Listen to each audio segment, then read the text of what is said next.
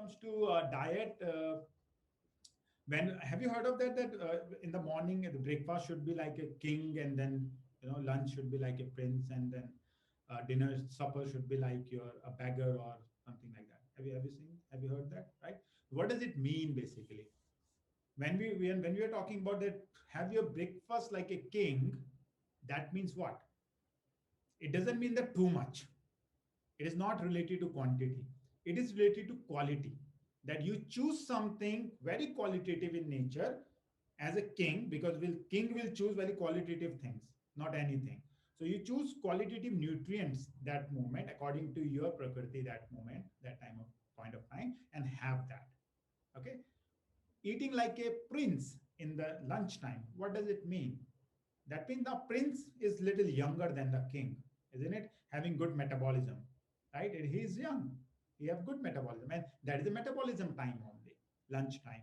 That period, the metabolism, that heat is higher everywhere in the surroundings and within you also.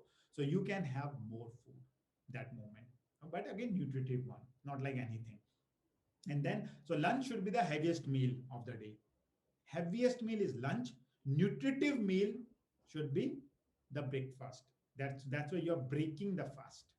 Okay, this is where I'm talking about three meals concept from a perspective that where you are used to three meals. Otherwise, I spoke to you yesterday that two meals are good enough. If you are doing just normal lifestyle, two meals are good enough. Okay, and then supper should be your very like a kind of a beggar type of thing. That means less in quantity.